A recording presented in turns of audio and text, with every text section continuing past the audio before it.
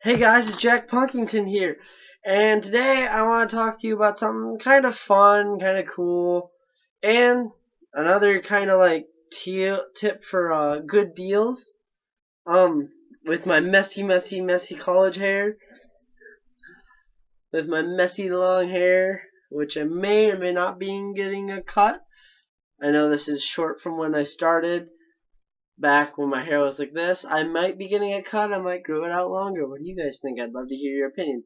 Anyway, look it. I got a new guitar and I got it for free. Well, not necessarily free. Legally, I got it. I did not exchange money for this guitar. I did exchange a old snare drum that I did not need because I do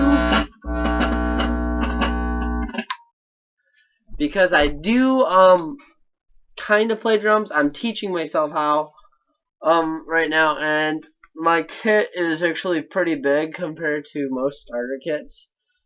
I had a spare. I still actually have another whole like spare snare and another whole floor tom, but I intend to have two snares and two floor toms with my set that I like. So I got rid of a snare. I traded a snare drum for this, which is still, in my opinion, a good deal. There's nothing wrong with this guitar except for, well, I can't say that. There is kind of something wrong, but it's very easy to fix. It's very cheap. Nothing on this guitar will I have to spend a lot of money on. I have to get new strings because the ones on here are old and rusty, and actually when I was tuning it when I got home, actually broke a string because I was tuning it by ear, and I shouldn't, and it was cold, and I just gotten in the house, and it was actually tuned up to F, not E, and I was like, oh, and I just wanted to test and see if there were any dead notes or if the action was off, and it's not, but I did that, and just the high E string broke, which is fine. I can get more strings, and I don't mind it because I always love getting new strings, and it still works.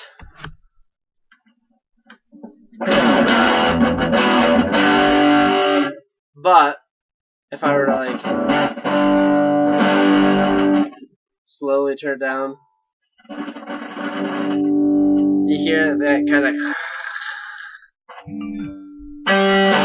to when I'm at 10. The volume pot, whatever you call it, I call it a plot, is kind of going bad, but that's okay. That's a cheap $10 or $5 fix, something like that. And for a guitar though, that it's by Samick, which is a pretty decent guitar company. They don't make big expensive guitars, but my first acoustic was a Samick, and I still have it, and it's very important to me. So that's why, like, the shop I got this from, I know the owners. Their son, I was good friends with. I still am friends with. He just moved, and we don't talk much. He lives out of state too. Actually, he played bass in a lot of bands I was in with me. Very nice guy. So I actually got to know his mom and stepdad really well. And his stepdad's a guitar player and a drummer. And they're very nice people, and they got this shop. If you're ever in Shiawassee County and you're in Owasso, it's Finders Keepers, and it's an awesome retail shop. And someone had brought this guitar in, and it's got a few nicks and stuff, but I had to have it. I didn't have to have it, but I really like it, and I love Samick with all of my heart. And I love the beautiful finish. I didn't think these pickups were going to be as good as they are. They are amazing pickups. I don't know, they're just standard Samick pickups, but they just sound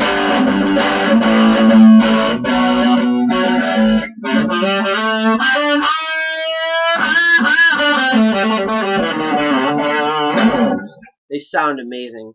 I'll take a look at it a little later to see what it is. But they sound amazing, and it's just such a good guitar. Samick, I love you, and you make great guitars. So I thought I'd do a nice little video on the secrets of trading.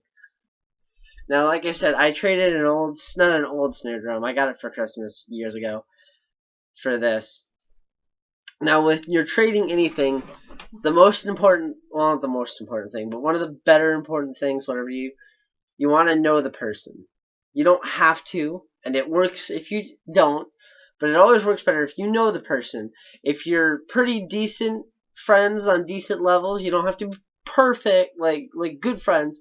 But if you know them and you've talked to them a fair amount of times and you still see them every once in a while, that helps a lot. Clean it.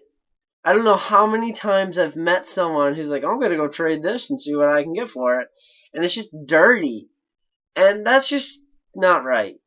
The snare drum that I sold, it was actually pretty clean. No, it wasn't used, so there was dust on it. I just wiped all the dust off. The head. Uh, this was the head that was on it, which is a really bad head. This is the third head that was on it. I still have the original head, and I put that one back on there, and it wasn't perfect. It was a lot better than this, and so I just did that, cleaned everything, made sure everything was in there. It wasn't just the snare drum itself; it was a stand and a case, and that's a pretty decent deal. And I didn't want much. Even if I were to sell it for cash, I would only have sold it for about $80, which is about what this guitar is worth. Now, this guitar feels good. The action's decent, pretty good. There are a few nicks. The pot's bad, but like I said, that's cheap fix. The pickups are amazing. It does it, and this isn't my bar because I do have a spare. It came with a tremolo and a bar. Most of the time, when you buy a guitar, especially at a shop, they don't usually have the bar with it, so it was kind of neat. That doesn't really add to the value, but it was just neat to see that they actually had kept it, and they gave it to me. It came with the bar. The tremolo is a little bit more or less for show. You can use it, but I'm thinking about putting a locking nut on this just because. And if I do that, I might just go out and put a full Floyd Rose on this guitar. Not sure what kind of body wood. I'm gonna say it's probably older because it feels like it's a little lightweight, a little lighter than my Strat, but it's heavier than my Les Paul. Neck, maple neck, rosewood fretboard. Just standard tuners, and unknown pickups because I still have to look at them, and just standard bridge. But yeah, so always look for those deals. Know the people. Like I said, I knew the people. Clean it. Make sure every piece is there when you go there, not just when you're. Oh, I'll take it to them tomorrow, and then you haven't looked at it for a month. And you take it and it's missing half the stuff. Make sure everything's there.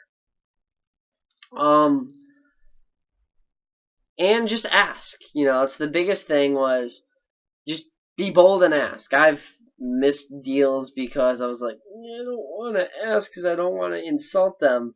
The worst they can say is no. Yeah, well, they can say things that are a little worse and a little harsher, but it all boils down to no anyway.